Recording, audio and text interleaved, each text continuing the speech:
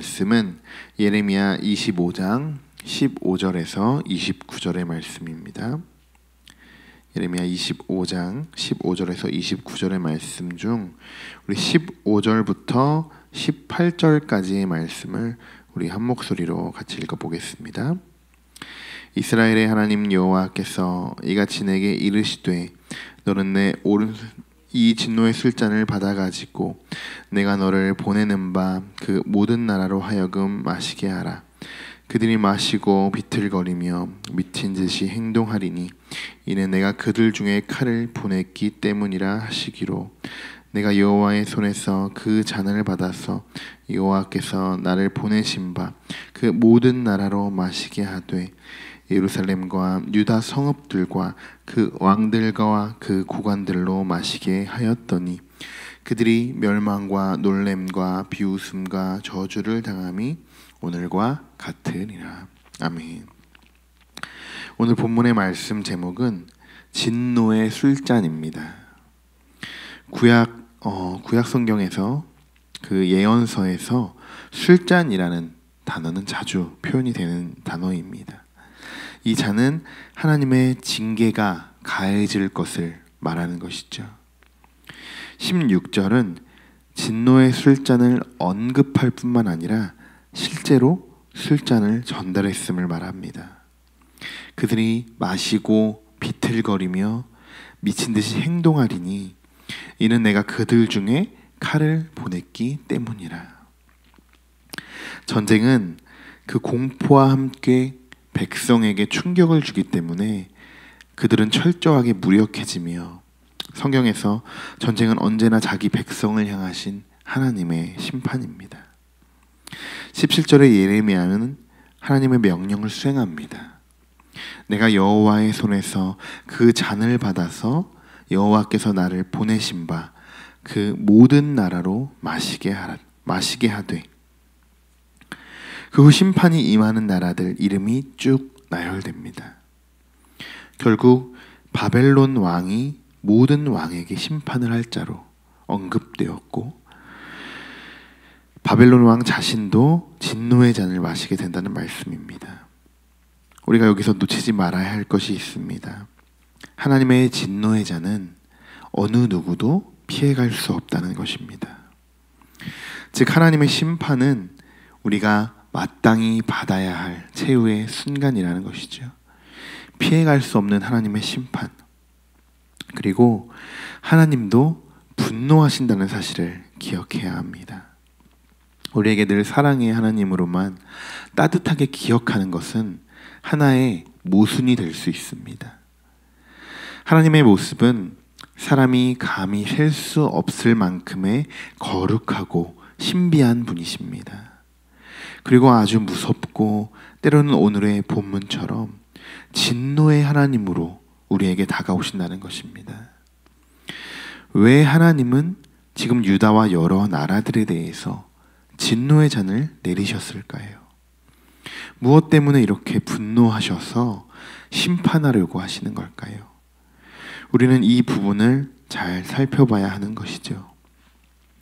성경에서 하나님의 진노는 여러 번 나타났습니다. 그중 첫 번째 진노는 에덴 동산의 사건이죠. 아담과 하와는 하나님의 명령을 불순종하여서 동산 중앙에 있는 나무의 실과를 따먹습니다. 이것이 바로 원죄죠. 단 한 번의 죄로 아담의 온 후손, 온 인류는 죄와 사망에 빠지게 되는 것입니다. 하나님의 진노는 이렇게 큽니다. 그 이후 노아의 방주, 소돔과 고모라, 모세가 신의 산에서 기도할 때 금송아지를 만들고 우상 숭배하는 것들, 이 여러 가지 사건들이 하나님의 진노가 나타나게 되는 것입니다. 그 결과 하나님은 이들을 어떻게 하셨나요? 하나님의 방법대로 다 심판하셨습니다.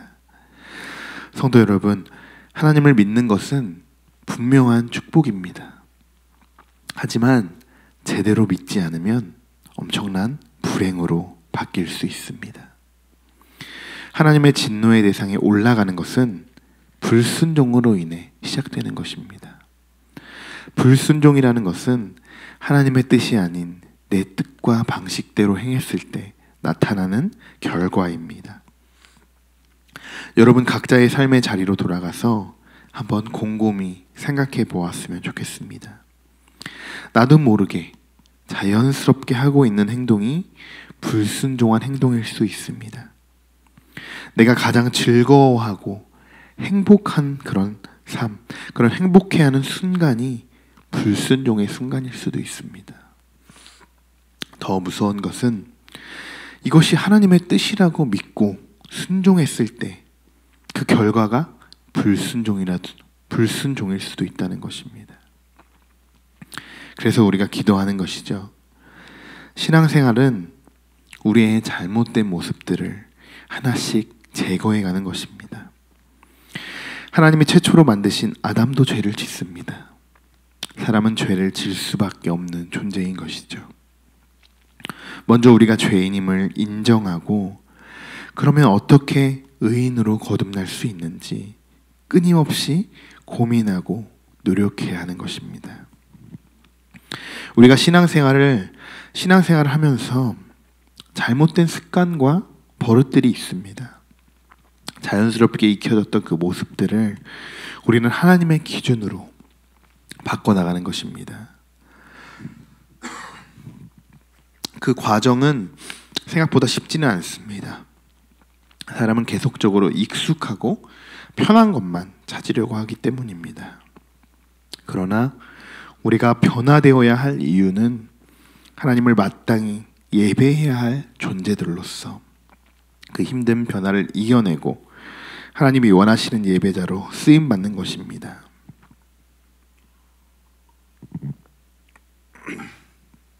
하나님의 진노를 피하기 위해서 우리가 변화하는 것이 아니라 하나님을 진정으로 예배하기 위해서 변화되는 모든 성도 여러분 되시기를 소망합니다.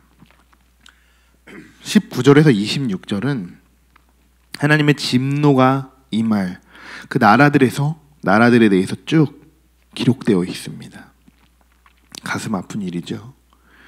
유다와 그 주변의 모든 나라들에 대해 심판하신다는 것입니다.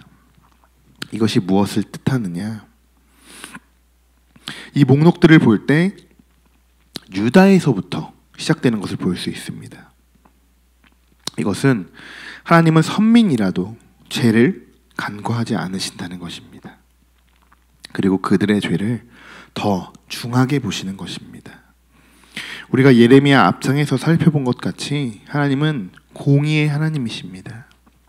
우리가 착각하고 살아가는 것이 이런 부분입니다.